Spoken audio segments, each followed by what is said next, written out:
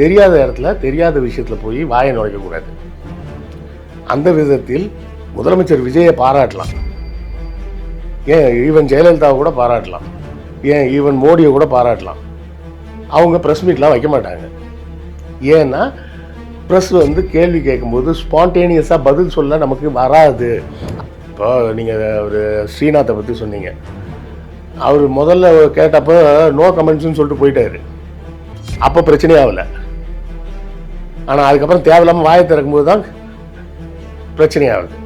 கீர்த்தனாவை திட்டுறீங்க, இப்படி பண்ணலாமா, இப்படி பண்ணி அந்த குழந்தையை ஹியூமிலியேட் பண்ணிட்டீங்களே அப்படின்னு.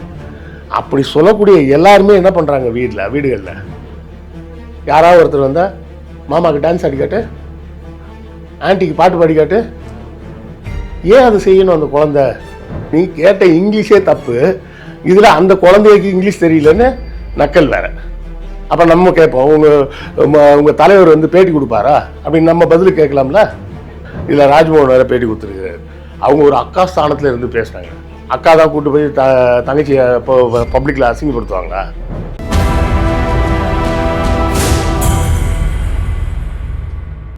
நேர்களுக்கு வணக்கம். இன்றைய நேர்காணலில் நம்மோடு இருந்திருக்கிறார் எழுத்தாளர் திரு கிருஷ்ணவேல் அவர்கள். வாருங்கள் பேசுவோம். வணக்கம் சார். வணக்கம். பொதுவாகவே பாத்தீங்க அப்படின்னா மினிஸ்டர்ஸ், அமைச்சர்கள் அப்படிங்கும் போது அவங்களை பற்றி ஒரு பிம்பம், அவங்கள பற்றி ஒரு புரிதல் மக்களுக்கு பயங்கரமா இருக்கும். ரொம்ப எஜுகேட்டடா இருப்பாங்க. படிக்கலைன்னா கூட மக்கள் மீது அக்கறையும் தன் துறையின் மீது ஒரு கொஞ்சமாவது ஒரு பொது அறிவும் சிந்தனையும் இருக்கும். இப்ப இருக்கக்கூடிய இந்த புதிய அமைச்சர்கள் பாத்தீங்க அப்படின்னா நிறைய ட்ரோல் ஆகிக்கிட்டே இருக்கிறாங்க. மக்கள் அவங்க ரொம்ப ட்ரோல் கண்டென்ட்டா பார்க்க ஆரம்பிக்கிறாங்க. இப்ப கீர்த்தனா அவர்கள் ஆய்வுக்கு போனாங்க, அவங்க என்ன நினைச்சு போனாங்கன்னு தெரியல, ட்ரோல் ஆயிட்டாங்க. சரத் ஆகட்டும், அமைச்சர் சரத் ஆகட்டும், இப்போ நம்மளுடைய தூத்துக்குடி மினிஸ்டரா இருக்கக்கூடிய ஸ்ரீநாத் ஆகட்டும். ஸோ இந்த மாதிரியான அமைச்சர்கள்லாம் ட்ரோல் ஆகிட்டு வராங்க. முக்கியமாக இந்த அமைச்சர்கள் ட்ரோல் பத்தி என்ன நினைக்கிறீங்க? காரணம் என்னென்னமா, நிறைய பேசாமல் இருந்தாலே ட்ரோல் ஆகிறது குறையும். அதாவது அறிவாளி பேசாமல் இருப்பதன் மூலமாக அவன் அறிவாளி என்று அறியப்படுவான். முட்டாள் பேசுவதன் மூலமாக அவன் முட்டாள் என்று அறியப்படுவான். நான் பேசாமல் இருக்கிற வரை நான் ஒரு பெரிய புக்கை கையில் வச்சு உட்காந்துருந்தேன்னா யாரும் பெரிய படிப்பாளிப்பா அப்படின்னு நினச்சிப்பீங்க. நான் எனக்கு சம்பந்தம் இல்லாத துறை, எனக்கு தெரியாத ஒரு விஷயத்தை பற்றி நான் பேச ஆரம்பித்தேன்னு வச்சுக்கோங்க, ஏன்னா இவ்வளோ பெரிய ஆளுன்னு நினச்சேன், இப்படி இருக்கிறான் அப்படின்னு. இப்போ ஒன்றும் இல்லை, என்கிட்ட வரலாறு பற்றி கேட்குறீங்க, நான் சொல்கிறேன்.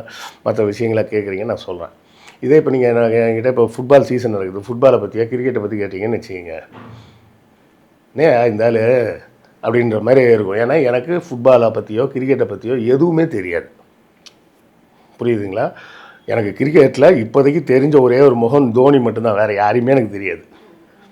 தோனியும் எதனால் தெரியும்னா, ஒரு படம் வந்துச்சு தோனியை பற்றி, வாழ்க்கை வரலாறு ஒரு படம் வந்தது, அவர் ஆட்லெல்லாம் நடிக்கிறாரு. இதெல்லாம் வச்சு தான் தோனியை அடையாளம் தெரியுதே தவிர, மற்றபடி இப்போ நம்ம இந்தியன் கிரிக்கெட் டீமில் இருக்கிற ஒருத்தர் ஃபோட்டோவை காமிச்சிங்கன்னா கூட யார் பேரும் எனக்கு தெரியாது. அப்போது எனக்கு சம்மந்தம் இல்லாத சப்ஜெக்டை நான் கை வைக்காமல் இருந்தால் தான் நான் புத்திசாலி. தெரியாத இடத்துல தெரியாத விஷயத்தில் போய் வாயை நுழைக்கக்கூடாது.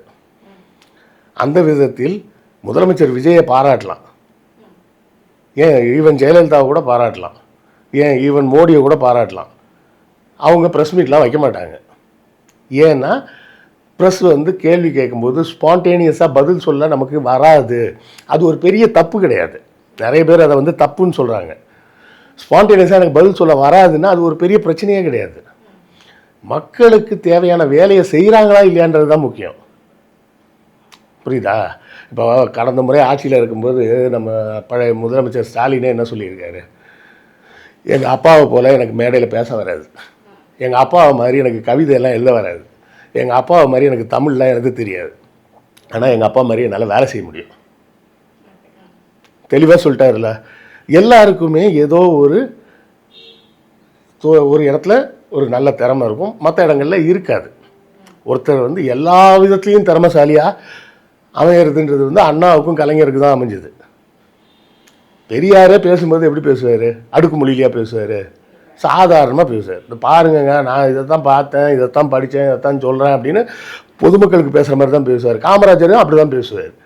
எல்லாருக்கும் அடுக்குமொழியில் பேச வரும், பக்கம் பக்கமாக எழுத தெரியும், பல இலக்கியங்களை கொட்டேஷன் கொடுக்க முடியும், அதே நேரத்தில் அரசியல்லையும் ஈடுபட முடியும். அப்படின்ற எல்லா பன்முக திறமையோட நம்ம பார்த்த தலைவர்களில் 2 பேர் தான். ஒன்று அண்ணா, இன்னொன்று கலைஞர். மற்றபடி அதுக்கு முன்னாடி இருந்த தலைவர்களும் சரி, அதுக்கப்புறம் வந்த தலைவர்களும் சரி, அப்படிலாம் யாரும் கிடையாது. அப்படி இருக்கணும்னு அவசியமும் கிடையாது. ஆனால் இவர்கள் என்ன செய்யறதுன்னா, இந்த அறவேக்காட்டுத்தனம்னு ஒன்று இருக்கும்போது எனக்கு எல்லாமே தெரியும் அப்படின்னு காட்டணும்னு நினைக்கிறது. அப்படி காட்டணும்னு நினைக்கும்போது தான் ட்ரால் ஆகிறாங்க. இப்போ நீங்கள் ஒரு ஸ்ரீநாத்தை பற்றி சொன்னீங்க. அவர் முதல்ல கேட்டப்போ நோ கமெண்ட்ஸ்னு சொல்லிட்டு போயிட்டாரு. அப்போ பிரச்சனையாகலை. ஆனால் அதுக்கப்புறம் தேவையில்லாமல் வாயை திறக்கும்போது தான் பிரச்சனையாகுது. இப்போது இந்த இவங்க சொன்னீங்கள்ல கீர்த்தனா, அவங்க பண்ணது தப்பு. ஒரு குழந்தைய வந்து பப்ளிக்கில் ஹியூமிலியேட் பண்ணக்கூடாது. புரியுதுங்களா? அதாவது இது எங்கேருந்து ஆரம்பிக்குது அப்படின்னு பார்த்தீங்கன்னா, நம்ம வீடுகள்லேருந்தே ஆரம்பிக்கும். யாராவது ஒருத்தவங்க வந்தாங்கன்னா, அங்கிளுக்கு டான்ஸ் ஆடி காட்டு, அங்கிளுக்கு பாட்டு பாடி காட்டு. இப்போ உன் பிள்ளைக்கு பாட்டு பாட தெரியும்னா அது அந்த பாட்டை உங்ககிட்ட பாடி காட்ட விருப்பப்படுது. நான் கீர்த்தனாவை திட்டக்கூடிய எல்லாரையும் சேர்த்தே நான் சொல்கிறேன். அவங்கள சொல்லிவிட்டு நீங்கள் பூரா என்ன பண்ணுறீங்க? கீர்த்தனாவை திட்டுறீங்க. இப்படி பண்ணலாமா, இப்படி பண்ணி அந்த குழந்தைய ஹியூமிலியேட் பண்ணிட்டீங்களே அப்படின்னு. அப்படி சொல்லக்கூடிய எல்லாருமே என்ன பண்ணுறாங்க? வீடுகளில் யாராவது ஒருத்தர் வந்தால் மாமாவுக்கு டான்ஸ் ஆடி காட்டு, ஆன்ட்டிக்கு பாட்டு பாடி காட்டு. ஏன் அது செய்யணும் அந்த குழந்தை? அதுக்கு நல்லா தெரியும் அந்த குழந்தைக்கு. நம்ம ஒன்று வரைஞ்சிருக்கோம், சூரியன் மாதிரி நினச்சி வரைஞ்சிருக்கோம். அதனால் சூரியனாக இல்லைன்னு அந்த பிள்ளைக்கு நல்லா தெரியும். அப்போ இன்னொருத்தட்ட காட்டுன்னு சொல்லும்போது அந்த குழந்தை என்ன ஆகும்? ஷையாக ஃபீல் பண்ணும். ஏன் ஷையாக ஃபீல் பண்ணுதுன்னா அந்த குழந்தைக்கு தெரியும். நம்ம தான் நினச்சிக்கிறோம் குழந்தைக்கு தெரியாதுன்னு. குழந்தைக்கு நல்லா தெரியும். அது ஒரு படத்தில் பார்க்குது, அதை பார்த்து தானே அது வரையுது. வரையும் போது அது மாதிரி இது இல்லை, அது அளவுக்கு பர்ஃபெக்டாக வரலன்னு தெரியும்.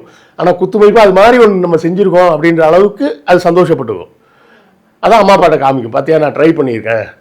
ஆனால் அவங்க அம்மா அப்பாவும் பார்த்துட்டு சூப்பர் சூப்பர் நல்லா இருக்குன்னு இன்னும் கொஞ்சம் நல்லா ட்ரை பண்ண வரும்னா அது என்கரேஜ் பண்ணுற மாதிரி இருக்கும். பார்த்துட்டு இது என்ன சூரியனா இது எப்போ அப்படின்னு சொன்னால் எப்படி இருக்கும்? அப்போ அந்த வேலையை தானே இவங்களும் செஞ்சுருக்காங்க. இதில் வேற வாட் இஸ் யுவர் ஃபாதர்னு கேட்குறாங்க. அந்த இங்கிலீஷே தப்பு. இப்போ என்கிட்ட ஒருத்தர் வந்து வாட் இஸ் யுவர் ஃபாதர் அப்படின்னு கேட்டால் நான் என்ன சொல்லுவேன்? மை ஃபாதர் இஸ் டெட் அப்படிம்பேன். அம்மா வாட் இஸ் மை ஃபாதர்னா என்ன அர்த்தம்? அதுக்கு என்ன அர்த்தம்? My father is a man அப்படின்னு சொல்லவா? அப்போ கேட்க வேண்டிய கேள்வி என்ன? அந்த மாதிரிலாம் கேட்கணும். நீ கேட்ட இங்கிலீஷே தப்பு. இதில் அந்த குழந்தைக்கு இங்கிலீஷ் தெரியலன்னு நக்கல் வேற. இல்லை வேறு பின்னாடி பெஞ்சில் இருக்கிற பசங்க சொல்லுவாங்களா? அப்போ நம்ம கேட்போம், உங்கள் தலைவர் வந்து பேட்டி கொடுப்பாரா அப்படின்னு நம்ம பதில் கேட்கலாம்ல. அப்போ என்ன ஆகுது? நீங்கள் தான் தேவையில்லாமல் உங்களை நீங்களே எக்ஸ்போஸ் பண்ணிக்கிறீங்க, நீங்கள் புத்திசாலின்னு நினச்சிக்கிட்டு. அதில் பார்த்தீங்க அப்படின்னா இப்போ இருக்கிறவங்க கட்சிக்காரங்களாகட்டும் மினிஸ்டர்ஸ் ஆகட்டும் எல்லாருமே ஸ்கூலுக்கே ஆய்வுக்கு போகிறாங்களே, மர்மம் என்ன சார்? வேறு ஒன்றும் இல்லை, குழந்தைங்களோட இன்ட்ராக்ஷன் பண்ணுற பாரு அப்படின்னு சொல்லி லூஸ்தனமான ஒரு வேலை பண்ணணும். தொழில்துறை அமைச்சர் யாரை போய் மீட் பண்ணணும்? தொழிலதிபரை மீட் பண்ணணும். நீங்கள் எதுக்கு? உங்களுக்கு ஸ்கூலில் என்ன வேலை? ஆமாம், ரீல்ஸ் போட்டே இருப்பாங்க. நீ தொழில்துறை அமைச்சர் தொழில் முதலாளிகளை போய் பார்க்கணும், அவங்கள பார்த்து கேட்கணும், பேசணும். போன வாட்டி ஒரு இது நடந்தப்போ கடந்த ஆட்சியில் மஹிந்திரா குரூப்பில் இருந்து அந்த சேர்மன் வந்திருக்காரு. அவர் அந்த கன்சார்டியத்தில் பேசும்போது சொல்கிறார், 6.25 அடி உயரத்துக்கு ஒரு ஆள் வந்து நின்றுக்கிட்டு நீங்கள் வாங்கன்னு சொல்லும்போது நான் எப்படி மாட்டேன்னு சொல்கிறது அப்படின்னு அவர் கிண்டலாக சொல்கிறார். ஏன்னா அப்போ அவர் டிஆர்பி தானே இருந்தார் போனதில். அவர் பார்த்தீங்கன்னா 6 அடி உயரத்துக்கு 3 அடி அகலத்துக்கு இருப்பார். இவர் அட்லீஸ்ட் அன்பில்லாவது கொஞ்சம் உயரமாக மட்டும் இருப்பார், அகலமாக இருக்க மாட்டார். இவர் உயரம் அகலமாக வேற இருப்பாரா? அதான் சொன்னால் இந்த பீம்பாய் மாதிரி இருப்பார் பார்க்குறதுக்கு. அமைச்சர் நம்ம சும்மா ஒரு அன்பின் பெயரில் சொல்கிறோம். அவர் வந்து மஹிந்திரா குரூப் ஓனர் சொல்கிறார் கிண்டலா மேடையில். ஏன்னா அந்த மினிஸ்டர், அதாவது அர்த்தம் என்னென்னா மினிஸ்டர் நேராக போய் அவரை பார்த்து பேசி கூட்டு வந்திருக்கிறார். அப்போ நீங்கள் ஒரு தொழில்துறை அமைச்சர் என்ன செய்யணும்? தொழிற்சாலைகள் தொழிலதிபர்கள் சார்ந்த விஷயங்களை செய்யணும். ஏற்கனவே போன முறை கையெழுத்து போட்டு வச்சுருந்தவன் பூரா எல்லாம் கிளம்பி போயிட்டான் வெளியே. அதெல்லாம் விட்டுவிட்டு அங்கே போய் ஒன்றாம் கிளாஸ் பிள்ளைங்களை போய் பார்த்துக்கிட்டு what is your father, what is your mother அப்படின்னு கேட்டுக்கிட்டு, வாட் இஸ் யுவர் ஃபாதர்னா my father is a man, my mother is a woman அப்படின்னு தான் சொல்லணும். வேற என்ன பதில் சொல்ல முடியும் சொல்லுங்கள்? உங்கள் இங்கிலீஷே தப்பு. இதில் நீங்கள் அவங்க இங்கிலீஷை போய் பேசுறதுக்கு வந்துட்டீங்க. அதே மாதிரி பார்த்தீங்கன்னா உயர்கல்வித்துறை அமைச்சர் திரு விஸ்வநாதன் வந்து நடுவில் பேசும்போது பார்த்தீங்கன்னா ஹையர் எஜுகேஷன் சொல்றதுக்கு பதிலாக ஹையர் செகண்டரி அப்புறம் ஹேண்ட்ஸ் ஆஃப் ஆமா. இதில் என்ன விஷயம்னா, இப்போ என்னால் நான் என் தொழிலெலாம் பார்த்தீங்கன்னா அட்வர்டைஸிங்மா. நான் முன்னாடி இந்த யூடியூப் பக்கம் வர்றதுக்கு முன்னாடி நான் இருந்தது ஃபுல்லாக மார்க்கெட்டிங் அண்ட் அட்வர்டைஸிங். எங்களோட வேலை 24 ஹவர்ஸும் இங்கிலீஷில் பேசுகிறது மட்டும்தான். எனக்கு ஆக்சுவலாக தமிழில் பேச வராது. நான் கஷ்டப்பட்டு தமிழில் பேச கற்றுக்கிறேன். அது கற்றுக்கிறேன். சரளமாக பேசுகிறது எனக்கு வரும். If you want to ask me to talk in English, that won't be a problem at all. I can go on speaking for hours together and make presentations அப்படின்னு போயிட்டே இருக்க முடியும். ஆனால் தமிழில் பேசுகிறது நான் உள்ளே டிரான்ஸ்லேட் பண்ணி தான் நான் பேசுவேன். இப்போ தான் கொஞ்சம் அந்த உள்ளே டிரான்ஸ்லேட் பண்ணுறது குறைஞ்சிருக்கு. கரெக்டாக? அப்போது ஒரு மொழி அப்படிங்கிறது வந்து அறிவு கிடையாது. ஒரு மொழின்றது கம்யூனிகேஷன். சரியா? எப்போ நீங்கள் ஹேண்ட்ஸ் ஆஃப்ன்றீங்க, ஹையர் செகண்டரி எஜுகேஷன்றீங்க, வாட் இஸ் யுவர் ஃபாதர்லாம் பேசிக்கிட்டு இது இங்கிலீஷ்னு வேறு சொல்லிக்கிட்டு குழந்தைங்கள போய் மட்டம் தட்டுறீங்க. இதில் ராஜ்மோகன் வேறு பேட்டி கொடுத்துருக்கிறாரு. அவங்க ஒரு அக்கா ஸ்தானத்தில் இருந்து பேசுகிறாங்க. அக்கா தான் கூப்பிட்டு போய் தங்கச்சியை இப்போ பப்ளிக்கில் அசிங்கப்படுத்துவாங்களா? ஒரு அக்கா வந்து தன்னுடைய தங்கச்சியை கூப்பிட்டு போய் பப்ளிக்கில் ஹியூமிலியேட் பண்ணுற வேலையை தான் பண்ணுவாங்களா? அந்த பிள்ளையை ஹியூமிலியேட் பண்ணி ஒரு வீடியோ எடுத்து என் தங்கச்சி பேர் எவ்வளோ மக்கு மாதிரி இருக்குது அப்படின்னு சொல்லி ரீல்ஸ் போடுவாங்களா? என் தங்கச்சி எவ்வளோ புத்திசாலியாக இருக்கு பாருன்னு வேணால் ரீல்ஸ் போடுவாங்க. முதல்ல குழந்தைங்கள்ட்ட கேள்வி கேட்கக்கூடாது. நீங்கள் எக்ஸாம் எதுக்கு ரிட்டன் எக்ஸாம் வைக்கிறாங்க? எல்லாருக்கும் ஓரல் எக்ஸாம் வச்சிடலாம்ல. ஏன் ரிட்டனாக எக்ஸாம் வைக்கிறாங்க? எல்லாருக்கும் ஓரலாக சொல்ல வராது.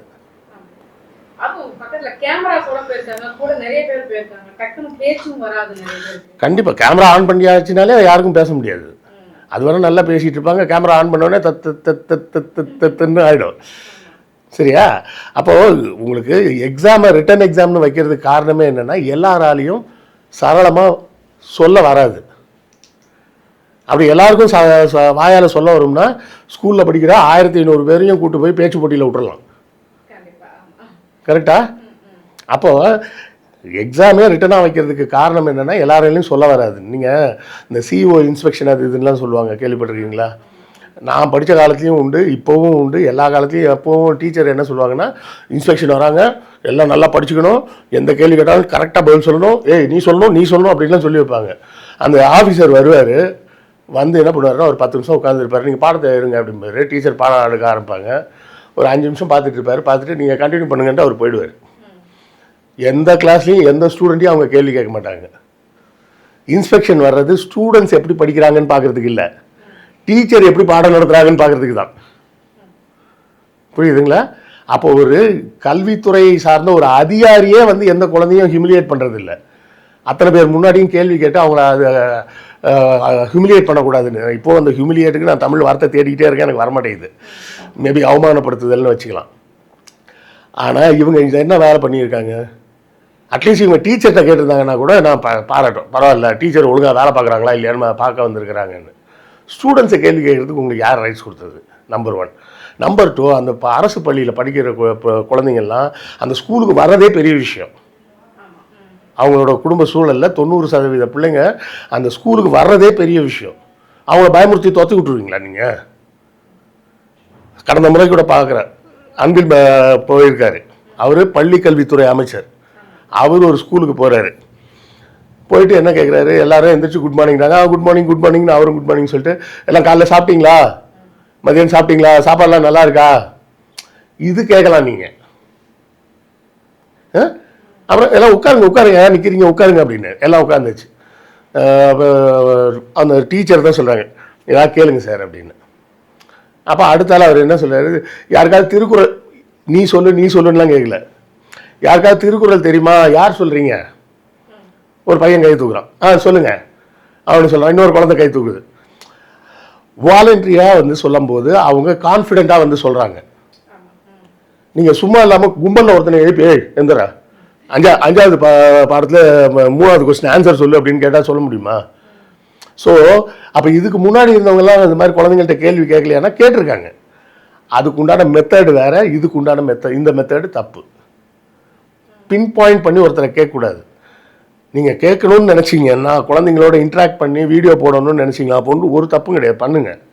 என்ன பண்ணியிருக்கணும், அங்கே போயிட்டு என்ன கேட்டுக்கலாம், யாருக்காவது திருக்குறள் தெரியுமா, இல்லை யாருக்காவது விஜய் படம் சுறா படம் பார்த்தீங்களான்னு கேட்டுக்கலாம், பார்த்தவங்க கையை தூக்குங்கன்னு கேட்டுக்கலாம். அந்த கேள்வி பதில்ன்றது வாலண்டரியாக இருக்கணும், புரியுதுங்களா? கண்டிஷன்டாக இருக்கக்கூடாது. உண்மையிலே பார்த்தீங்க அப்படின்னா மாணவர்களை விடவும் இப்போ இருக்கிற மினிஸ்டர்ஸுக்கு தான் நிறைய பாடம் எடுக்க வேண்டிய சூழ்நிலை, நிறைய கற்றுக்கக்கூடிய ஒரு சூழ்நிலை இருக்காங்க அப்படின்னு கூட சொல்லலாம். ஸோ இனி வரும் காலங்களில் இந்த மினிஸ்டர்ஸ் என்னென்ன செய்ய போகிறாங்க அப்படின்றத மக்கள் பார்க்க தான் போகிறாங்க. எங்கள் கேள்விகளுக்கு ரொம்ப சிறப்பான பதில் சொன்னீங்க, ரொம்ப நன்றி. நன்றி.